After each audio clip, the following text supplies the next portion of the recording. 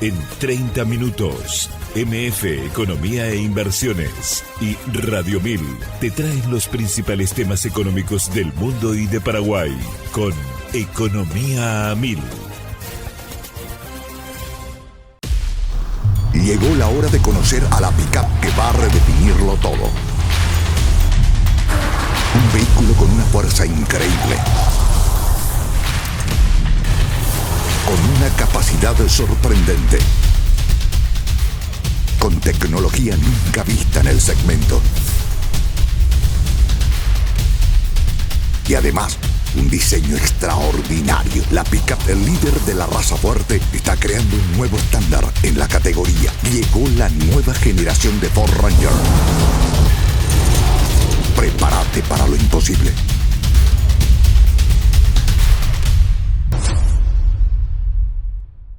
En Economía al Oído, Manuel Ferreira analiza los temas que marcan la economía global, regional y de Paraguay, con una mirada crítica y enfoque claro.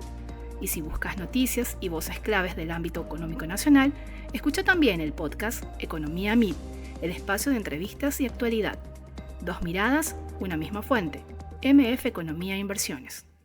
Muy buenos días, bienvenidos a una emisión más aquí de Economía 1000. Muchas gracias por la compañía de todos los días, iniciando una nueva semana, hoy lunes 10 de agosto del año 2026, con muchísima información, análisis y por supuesto entrevistados de primerísima mano en este espacio económico, recordando que es en coproducción con la consultora MF Economía e Inversiones y por supuesto Radio 1000. Y agradecer también a todo el equipo humano que hace posible la puesta al aire de este programa. Desde producción ya me confirman que está vía Zoom nuestra invitada de hoy. Ella es Larisa Barbosa, analista senior de inteligencia de mercado de la consultora StoneX. ¿Cómo estamos, Larisa? ¿Qué tal? Bienvenida. Gracias por estar del otro lado. Buen día, Prince. Buen día a toda la audiencia de Economía 1000. Es una alegría estar siempre con ustedes y hoy con un condimento especial, ya que tenemos novedades porque estamos oficialmente iniciando nuestro nuevo calendario agrícola. Es cierto, Larisa. Podríamos arrancar con esa pregunta justamente, Lari, en el siguiente sentido, para que la gente también pueda ubicarse. Cuando estás hablando, estamos iniciando nuestro calendario agrícola. ¿Cómo son las etapas o los ciclos justamente del ciclo agrícola aquí en Paraguay, puntualmente de la soja, porque obviamente es nuestro principal producto? Bueno, nuestro calendario agrícola en Paraguay, que lo compartimos con Brasil, a diferencia de Argentina, que empieza a plantar en un momento un poquito diferente, se inicia oficialmente en primavera. Okay. Entonces, tanto por nuestras temporadas de lluvias, así como por cuestiones de temperatura y cantidad de luminosidad, nuestro momento óptimo en el año para la producción de soja empieza en primavera, o sea, en septiembre, ¿verdad? Sí. Eso obviamente depende dentro de vuelta de cada campaña en base a cuánto finalmente sean las lluvias que lleguen, en base a también cuánto era la humedad del suelo registrado antes de ese momento. Entonces puede llegar a pasar que se adelante o se atrase ese inicio, pero oficialmente nuestro calendario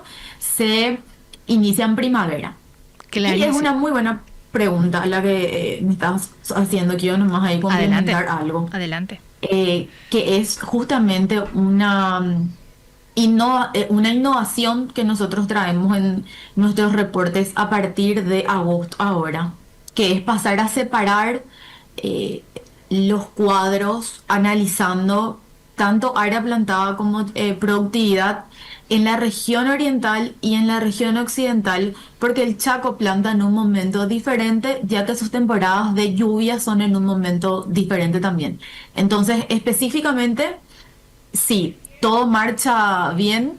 El calendario de zafra en la región oriental va entre septiembre y diciembre, y a partir de ahí la safriña inicia y se puede ir hasta los meses de marzo, máximo hasta abril, ¿verdad? Sin embargo, en el Chaco En diciembre recién se empieza a plantar y ese calendario se puede extender hasta mayo-junio. Entonces, mientras el primer ciclo en la región oriental está terminando, ya se está empezando a cosechar, ese es recién el momento en el que se está empezando a plantar en el Chaco, y por eso es que optamos por pasar a tener esa lectura ahora de forma independiente para ambas regiones. Lo que ayuda muchísimo al análisis mucho más fino también, imagino, Lari, tanto para ustedes como para los agentes económicos que son obviamente consumidores de este reporte muy interesante elaborado por la consultora y que lo realiza de manera periódica mensual.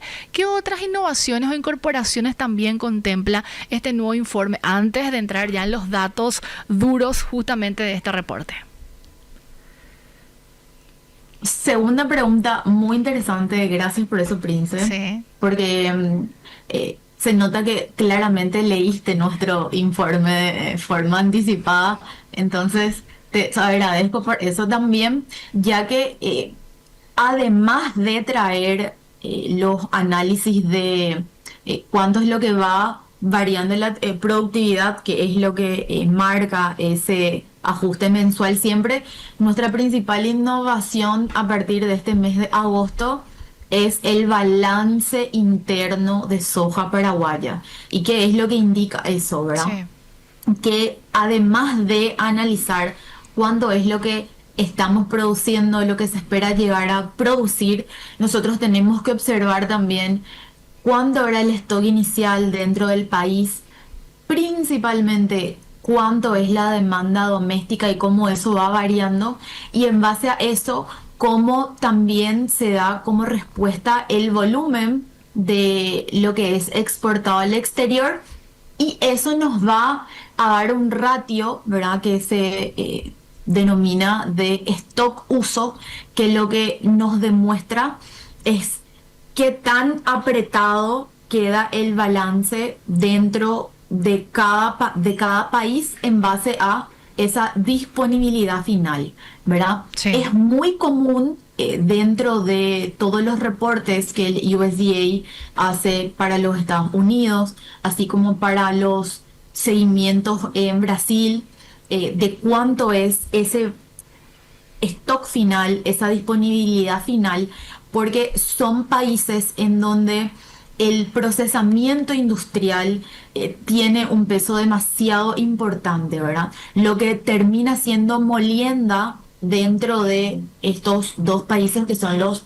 mayores productores es demasiado importante tanto para la industria de los biocombustibles como para la industria de ración animal. Entonces, cuando se piensa en Brasil, se piensa en Estados Unidos, siempre se está mirando cuánto es el stock uso, cuánto es la disponibilidad final, y como en Paraguay nosotros nos estamos afianzando cada vez más en otras industrias de proteínas, ya que vemos cómo se abrieron nuevos mercados para la carne de cerdo, cómo estamos exportando pollo a nuevos destinos también, además de la carne bovina, en donde somos ya históricamente fuertes también. Queremos cada vez más ir siguiendo de manera interna cómo la industria dentro de Paraguay va avanzando en su procesamiento.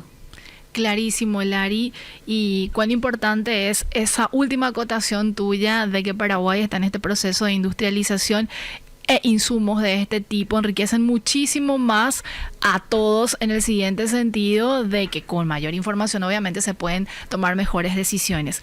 Lari, con respecto a los datos ya que contempla este reciente informe dado a conocer por StoneX, ¿qué es lo que se destaca en el siguiente sentido? Ya se cerró la campaña anterior, estamos hablando de la campaña 2025-2026.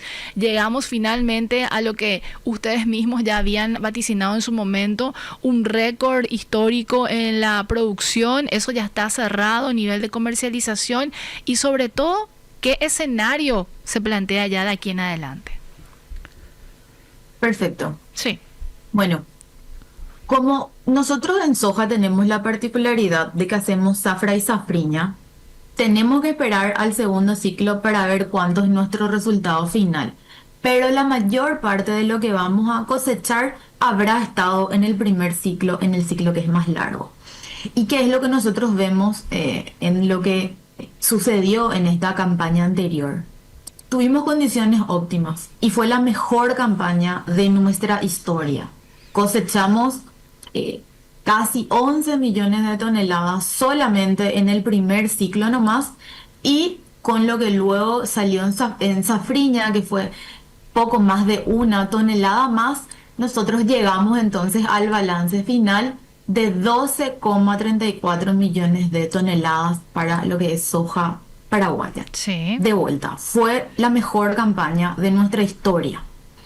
¿Y qué pasa cuando nosotros salimos del escenario óptimo, ideal, inigualable, que fue lo que tuvimos en este último ciclo? Tenemos que tener mucho cuidado y ser muy cautos respecto a cómo iniciamos esa nueva proyección, Sí. porque es muy difícil poder llegar a replicar exactamente todas las mismas condiciones óptimas que vivimos en el ciclo anterior, más todavía cuando posiblemente estemos entrando a un super El Niño. La NOAA la semana que viene tiene que indicarnos realmente cuál va a ser, digamos que la gravedad, la intensidad de El Niño, que ya está confirmado como uno de los más fuertes de la historia, pero si se confirma realmente que va a ser uno de los más intensos, eso nos coloca en un escenario sin precedentes. Y lo que los especialistas en meteorología indican es que cuando uno entra a ese escenario sin precedentes, como no hay histórico, es muy difícil prever exactamente qué es lo que nos va a pasar, cómo eso nos puede llegar a afectar, ¿verdad? Así Entonces, nosotros partimos para lo que es el escenario del próximo calendario, ya 2026-2027, con una posición más conservadora respecto a la productividad, tomando entonces el promedio histórico de las últimas 5 campañas y no en el récord absoluto de la última campaña nomás. Clarísimo. ¿Verdad? Sí. Sí, el destaque que nos parece más interesante, ¿verdad?, respecto a la región oriental, es que cierto es que nosotros en los 4 departamentos que son más productivos, ¿verdad?, que son el Alto Paraná, Canindeyú, Itapúa y Caguazú, tenemos una concentración muy grande, y consecuentemente si alguna cosa pasa en uno de esos 4 departamentos, le acaba afectando de forma muy fuerte a el rendimiento final.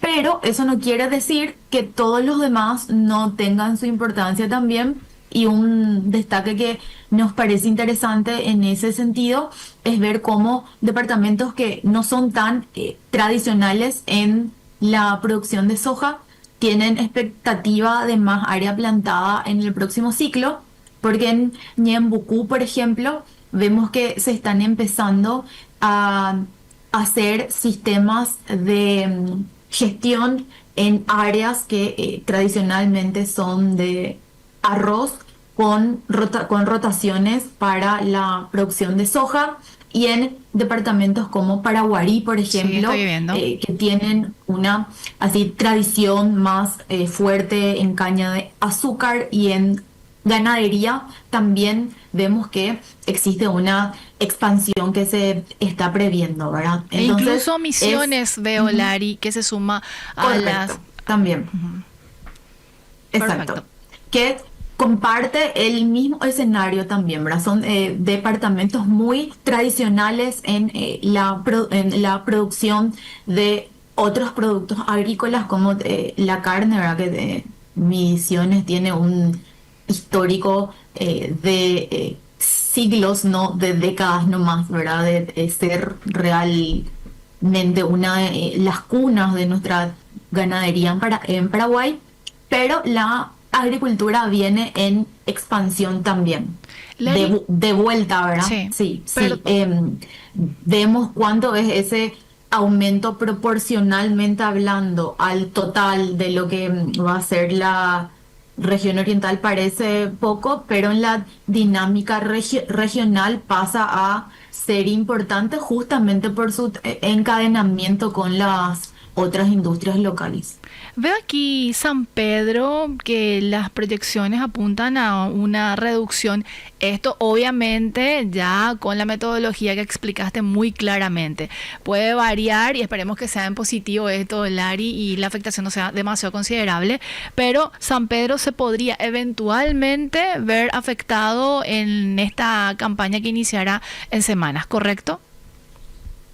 Es correcto por el mismo parámetro que había comentado, de que San Pedro encima tiene tiene la particularidad de que lastimosamente tuvo 3 campañas seguidas que fueron de muchísimas pérdidas por un clima extremadamente adverso. Entonces, cuando nosotros vemos esta última campaña que fue excelente y excepcional, el comentario que se recibe de los stakeholders, de los productores que son locales, ¿verdad? Sí. Es que ellos son conscientes de que es un promedio mucho más arriba de lo que usualmente tienen, lo que se vio en esta última campaña.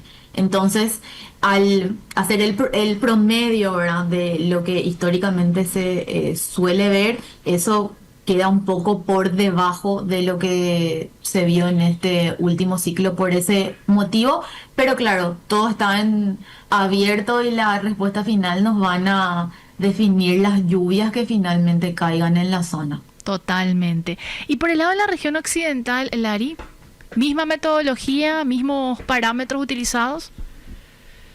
Misma metodología, mismos parámetros, y el Chaco para este nuevo ciclo no muestra en principio una expectativa de aumento de área plantada, pero como también tuvo productividades mucho más arriba de lo que históricamente solían presentar, eso es lo que hace que el escenario inicial sea más contenido en base a lo que se podría llegar a esperar, y con el comentario que es lo que habíamos dicho en una de nuestras entrevistas anteriores, ¿verdad?, de que en algunas zonas, en algunas hectáreas del Chaco, sí, en donde ya se empezó a implementar el regadío artificial, se llegó a conseguir en este último ciclo la misma productividad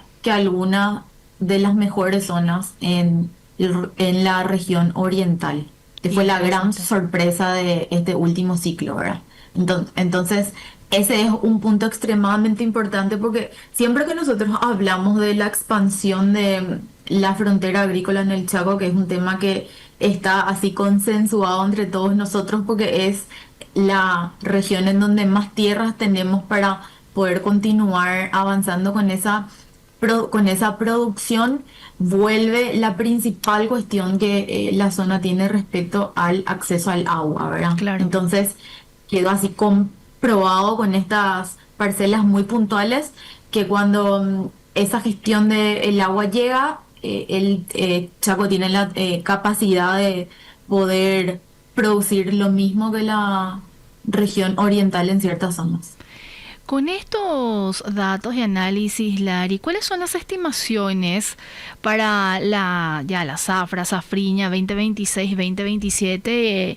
Y si ya le sumamos también, haciendo de forma general, el total. Exacto. Bueno, sí.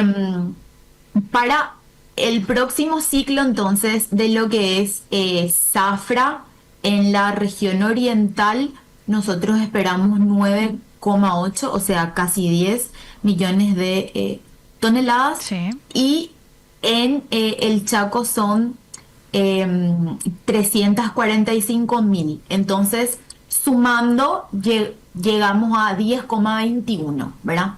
Y para safriña, que también tuvo un rendimiento alto, este ciclo que en donde quedamos entonces en 1,4 sí. millones de toneladas, se espera una pequeña reducción para el próximo ciclo, volviendo entonces al promedio histórico, ¿verdad?, con 1,28, ¿verdad? Y ahí sumando entonces ambos ciclos, para el 2026-2027 tendríamos 11,5 millones de toneladas, un poco por debajo de las 12,3 que tuvimos en este ciclo, pero que de cualquier forma Es cierto. nos deja dentro de lo que nosotros estamos llamando ahora de nuevo normal, Sí. que es tener que esperar que en Paraguay, si todo marcha bien, siempre podamos tener más de 11 millones de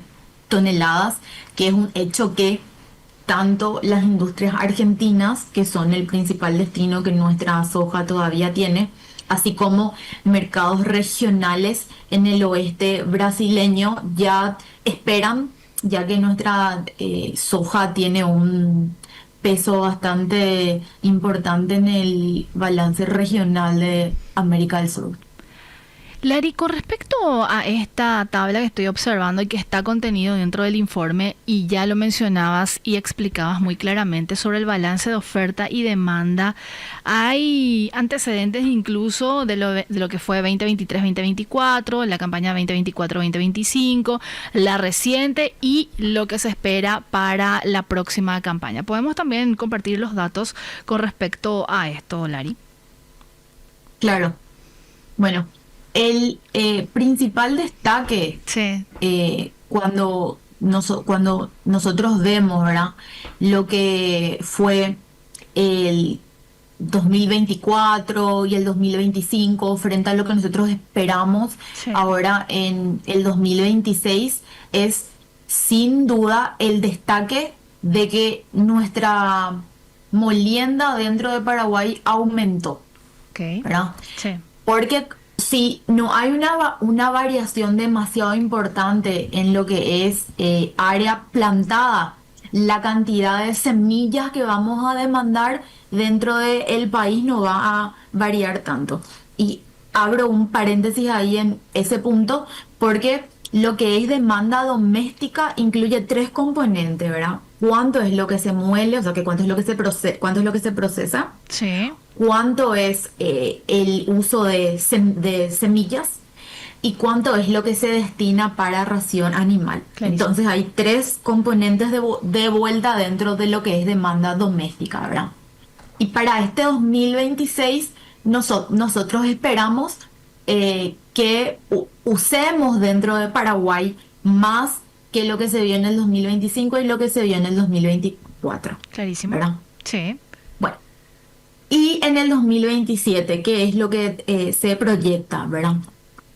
Que como tal vez, ¿verdad?, pueda disminuir un poco la producción, eso termine finalmente impactando cuánto es lo que se muele internamente, ya que existe una competencia muy grande dentro de lo que es la comercialización, dentro de lo que es el mercado respecto a los basics, ¿verdad?, a los premios y cuánto es lo que finalmente se paga, ¿verdad? Sí. Entonces, lo que nosotros vemos y se destaca de forma general es que lo que está fuera de discusión es que existe un padrón nuevo ya, digamos, ¿verdad?, dentro de Paraguay, Sí. de que vamos a procesar más de 3 millones de toneladas de soja, ¿verdad? Más de 3 es lo que nuestra demanda interna va a requerir, ¿verdad? ¿Cuánto finalmente es lo que se va a terminar exportando ese saldo? Finalmente se va a dar por la diferencia de cuánto es lo que produzcamos y cuánto es la competencia de precios dentro del país y de nuestros vecinos terminen ejerciendo presión respecto a eso, ¿verdad? Y es un muy buen tema, es una muy buena pregunta, porque justamente eso es lo que nos pasó con el maíz en el ciclo pasado, por ejemplo, y en este nuevo ciclo ahora también, en donde algunos productores que usualmente se preparaban ya de antemano para tener que exportar, iban indicando que por primera vez en la historia la industria dentro de Paraguay estaba pagando mejor, entonces optaban en ciertos casos por tener que dejar esos granos en Paraguay nomás, ¿verdad? Sí. Entonces, para lo que es específicamente soja, creo que el principal destaque es que nuestra demanda interna está consolidada en más de 3 millones de toneladas de soja para lo que es molienda, y esa diferencia de en cuánto finalmente terminan esos decimales ya va a depender de cuánto finalmente está nuestra producción y de cuál presión finalmente ejerza esa competencia de precios regionales. Con todos estos números, Lari, y con un escenario todavía muy incierto por el fenómeno climático de El Niño, que es lo que se espera justamente para los siguientes meses, estos números son realmente positivos en si es que el escenario no se complejiza o no se complica más adelante, pero hablando con referentes del sector, habían manifestado que es mucho más auspicioso tener un escenario de lluvias antes que de sequía. Así que quizás tengamos, y esperemos, tengamos una campaña 2026-2027 con estos números o que se acerquen a estos números, porque al final el derrame en la economía es más que importante y clave. Sin duda alguna, creo que ese es el comentario del día. Si vamos a tener que pensar en dos escenarios adversos, Sí. siempre vamos a preferir el de más lluvia que el de más sequía. Eso sin duda alguna, ¿verdad?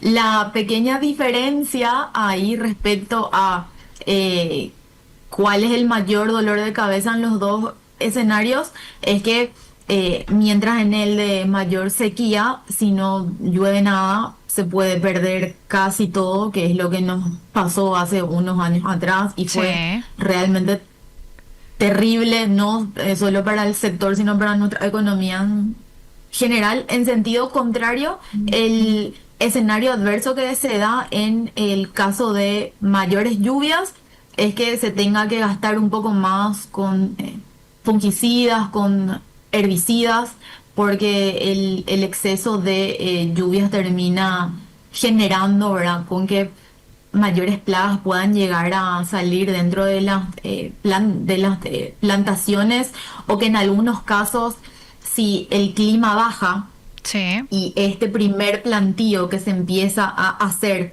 ya a fines de agosto, comienzo de septiembre, no prenda, por ejemplo, ahí hay que hacer el famoso replantío. Claro. Y se gasta un poco más porque hay que volver a poner semillas en el suelo, ¿verdad? Pero de cualquier forma, sin dudas, es un escenario menos peor tener más lluvia que no tenerlas. Totalmente.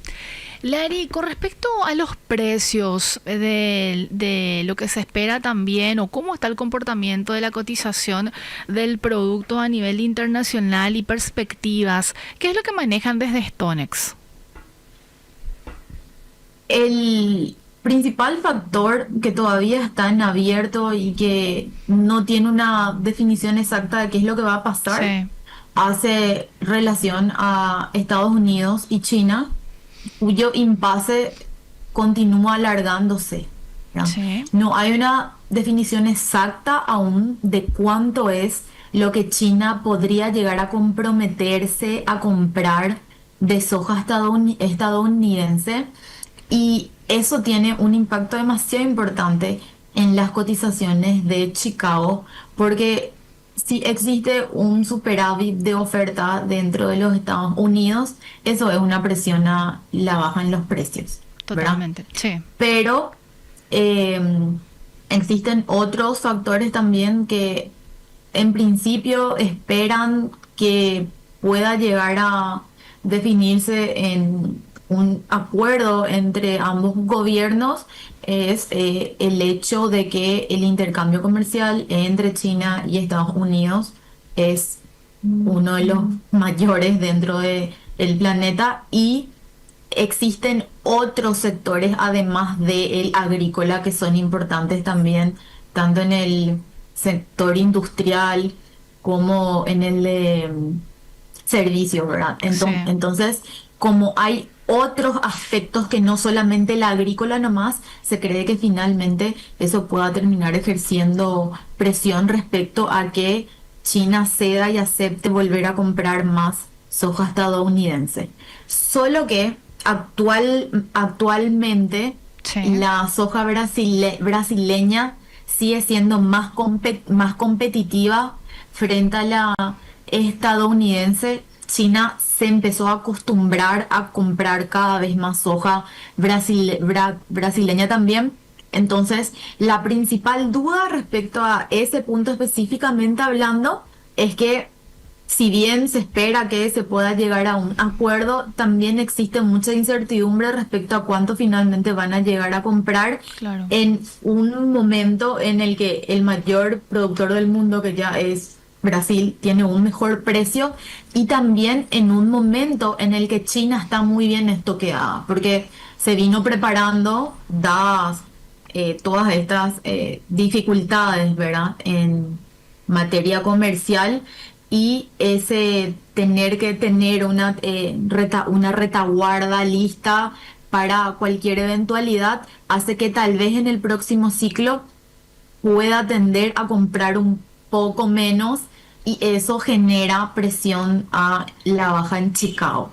Sin Clarísimo. embargo, lo que desde StoneX nosotros hicimos la semana pasada cuando salió la nueva estimación de lo esperado acá en Brasil también, es mirar que el fenómeno de el niño no nos afecta en América del Sur a todos de la misma Es cierto. forma, porque cuanto más cercana una región esté a el Ecuador, el niño pasa a ser sequía y no más lluvias, como sí es en nuestro caso más hacia el sur. Y existen zonas dentro de el Mato Grosso, que es el principal estado, que es el que más produce, que están ya más al norte, así como otros estados brasileños que son del norte, que están empezando a plantar cada vez más también, que tienen el alerta mucho más encendido, porque en el caso de ellos podría darse quiebra porque van a tener menos lluvia que lo esperado, ¿verdad? Así es. Y si existe una quiebra entre el 8 y el 15% nomás dentro del Mato Grosso, como su volumen es demasiado grande y es demasiado importante, eso podría terminar siendo una presión al alta también en los precios, porque Brasil se ha consolidado como el principal productor y el principal exportador global de soja también.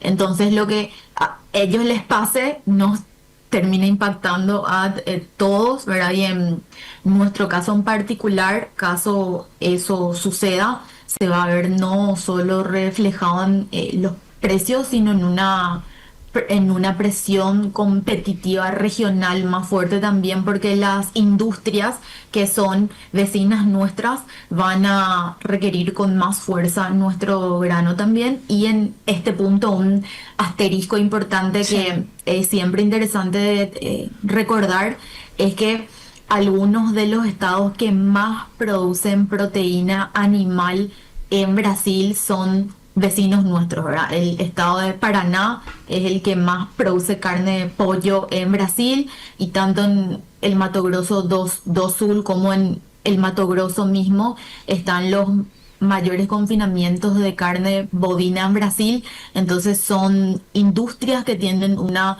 demanda muy fuerte tanto para lo que es soja como para lo que es maíz. Lari, ¿dónde la gente puede encontrar más de este informe y reporte que realiza de manera mensual la consultora? En stonex.digital están disponibles todos nuestros materiales y los mayores detalles también, caso quieran tener acceso directo a no solo estos reportes que son mensuales, sino a otros informes periódicos que nosotros realizamos respecto a precios y otras estadísticas que son importantes también para el productor y para la persona que puede ser industrial o exportadora e importadora también. Lari, un gusto haberte tenido en este programa. Vamos a estar seguramente en conversación en las próximas semanas. Que tengas un excelente inicio de semana. Gracias. Igualmente para ustedes, y al comienzo de septiembre vamos a estar ya con las primeras estadísticas de cuánto fue lo que se avanzó en área plantada. Gracias Lari. Estuvimos con Larisa Barbosa, analista senior de inteligencia de mercado de la consultora Stonex, hablándonos sobre el panorama y las perspectivas del sector agrícola ya a puertas de iniciar la campaña 2026-2027. Llegó la hora de conocer a la pick-up que va a redefinirlo todo. Un vehículo con una fuerza increíble, con una capacidad sorprendente, con tecnología nunca vista en el segmento. Y además, un diseño extraordinario. La pick-up, el líder de la raza fuerte, está creando un nuevo estándar en la categoría. Llegó la nueva generación de Ford Ranger. Prepárate para lo imposible.